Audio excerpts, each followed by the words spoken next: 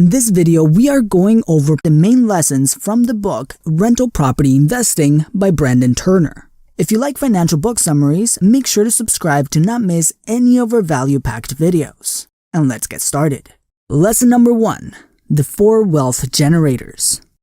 In the early 1990s, the average home price in the US was $122,000. Today, the average home price is over $467,000. This is what is called appreciation, an increase of value of an asset over time. Now, in real estate, there are 2 types of appreciation. If your grandparents bought a house in 1955 for $18,000 and sold it today for $500,000, that increase in value would be considered natural appreciation, because this type of appreciation is the normal tendency for real estate to grow over time. Natural appreciation happens due to a few factors, like inflation, scarcity, supply and demand, and well, good old American greed. If you bought a 2-bedroom house and worked on it to turn it into a 3-bedroom house, it would immediately increase the value of the property. This is called forced appreciation, which is an increase in value as a result of improving an asset. Many people who flip houses make their money using this type of appreciation. They buy the property, they improve it, then they sell the house at a higher price. But as a rental property investor that buys, holds, and rents, you get to take advantage of both types of appreciation. Once you buy and start renting a property, you will have income and you will have expenses. The income comes from your tenant paying you rent, and your expenses come from your mortgage, taxes, insurance, and repairs, among others. The difference between your rental income and your expenses is your positive cash flow. Cash flow is one of the most important wealth generators for rental property investors. Appreciation is nice, but most investors are looking for stable long-term return on investment. In other words, investors want to buy an income-producing machine that puts money back in their pocket every month as well as go up in value. Now, one of the main reasons why people like Donald Trump or Robert Kiyosaki pay little to no taxes is due to the tax advantages that one can get from real estate. For example, as a rental property investor, you can write off the operating expenses to run your properties, like you would any other business, like your maintenance and repairs. But you can also write off owner expenses, like a car if you drive around to manage your properties, or even your home office where you do your paperwork. If you sell a property, you pay less taxes since your profits are likely to qualify as capital gains income, where the tax is capped at 20%. Or you could even defer your tax bill if you reinvest your money to buy more property, which allows you to expand your net worth without paying any tax. Imagine a rental property as a giant and very expensive piggy bank. This piggy bank costs $400,000. You put $80,000, or in many cases less, as a down payment, and you borrow the other $320,000. Now you own this giant piggy bank. So this piggy bank has $80,000 of real value inside which you invested. This is called equity. It also has $320,000 of debt inside. The best part is that you don't have to pay for this debt. Your tenant is putting money into this piggy bank for you every single month, paying off your debt, increasing your equity, and making you wealthier. One of the greatest advantages real estate has over many other forms of investing is that as an investor, you can use leverage, in other words, debt, to buy an asset that you might not have the money for. The use of debt is in itself a wealth builder in real estate, especially in rental property investing, since your tenant will pay for it. Lesson number 2. Buying your first rental property. As you look for your first rental property, there are a few guidelines Brandon recommends to keep in mind. Number 1. Find a multifamily property, if possible. Buying a multifamily property allows you to have multiple tenants at once. This has a few benefits. First, you get to collect multiple rents, which can mean a higher cash flow. And second, the more units you have, the less volatility you have with vacancies. If you only have one unit, a vacancy can be costly. But with multiple units, the cost of a vacancy can be reduced by the income of another unit. Number 2. Each unit must provide you with at least $200 a month in positive cash flow. This is after you use the property's income to pay all of the expenses, including calculating for potential vacancies and future property management. Now we'll analyze a property later in the video. Number 3. The property must be purchasable for at least 80% of its value. Your goal is to create a margin of safety. If you buy a property and the market drops 20 or 25%, you'll end up owing more than the property is worth, which is never a good idea. Now these properties are not common, but you'll be surprised how many motivated sellers there are out there. Number 4. The property must be able to be improved and appreciated by 10% during the first year through forced appreciation, while spending the minimum amount of money on improvements. In other words, if you can fix it and bump the value by 10%, you got a deal. And number 5, the property must have the potential to continue appreciating an average of 3% per year after the first year. This shouldn't be too difficult since that is the average natural appreciation of real estate, but it could be a good idea to take a look at the quality of the property and the neighborhood. Lesson number 3. The 3 rental strategies. Out of the many ways people can make money with real estate, Brandon shows us the 3 best strategies to create wealth with rental properties. First is the traditional method. This is where you focus on saving 20% of the total price of the property or less if you have good credit and find a property that fits with the previous guidelines. A multifamily property that you can get for below market value that only needs minimal work that you can create good value with forced appreciation. And after you find a great tenant that will respect your property and pay their rent on time, use the positive cash flow to save in order to invest in the next property. You can eventually have your property buy you another property with the cash flow and not have to put any money out of pocket. The second method is the house hacking method. This method is all about getting creative to leverage all the different available tools you have.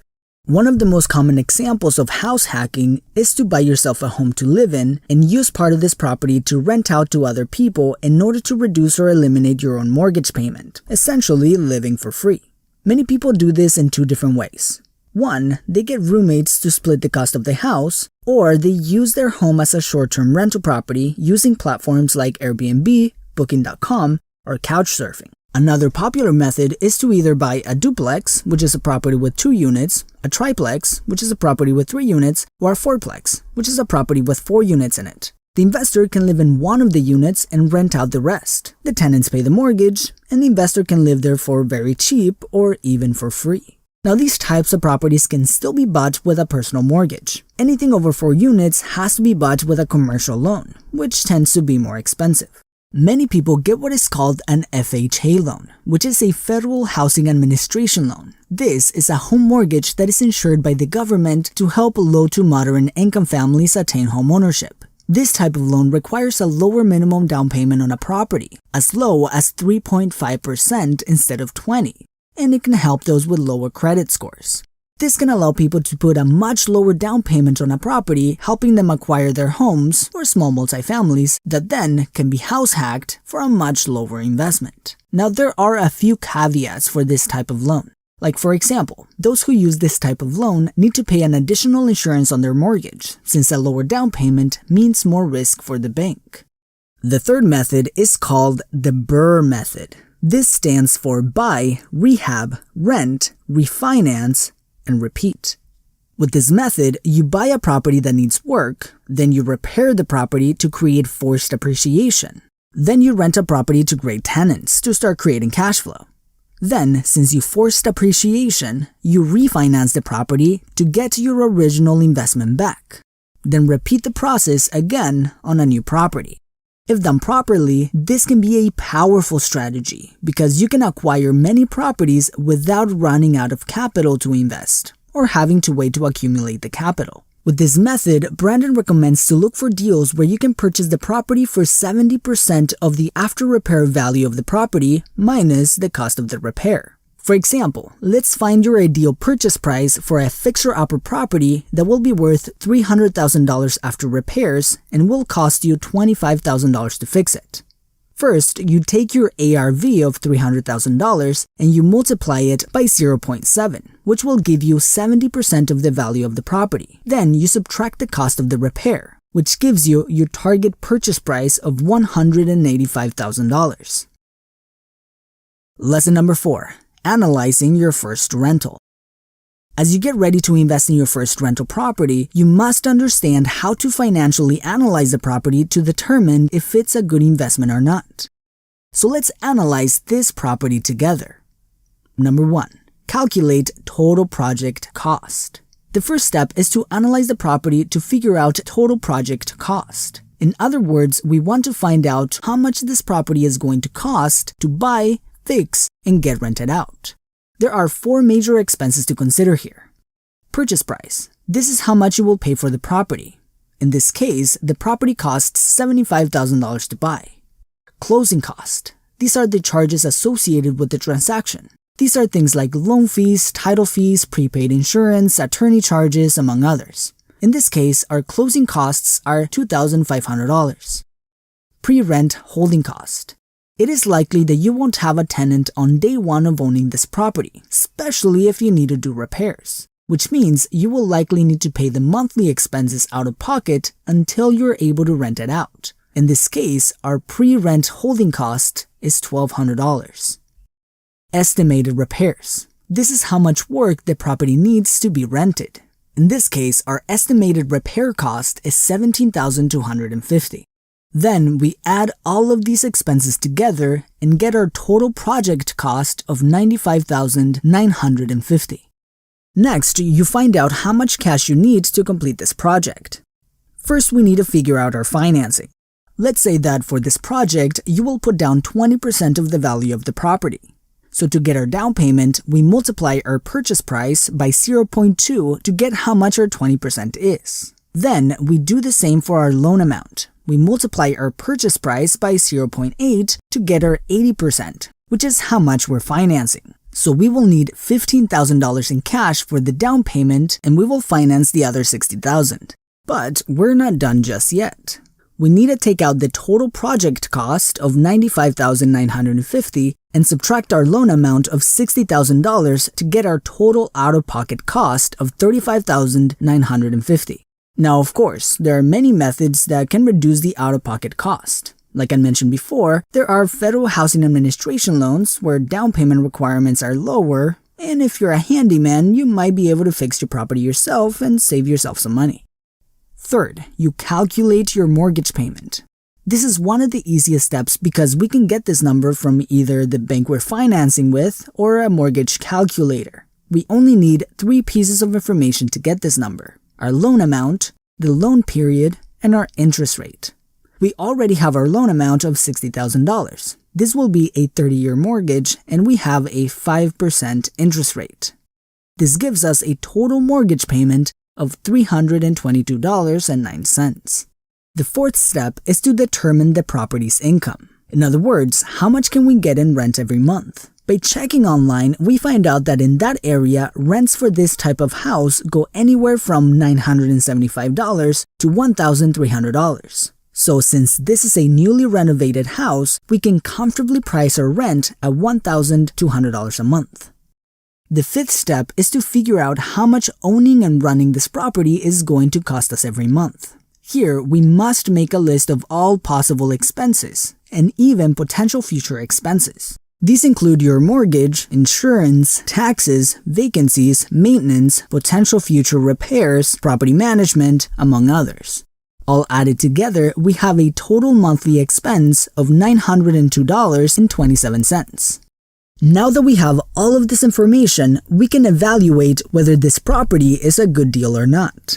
We start by calculating the cash flow this property is likely to produce by taking the total income of $1,200 and subtract the total expenses of $902. This gives us a potential cash flow of $297 a month, or $3,572 a year.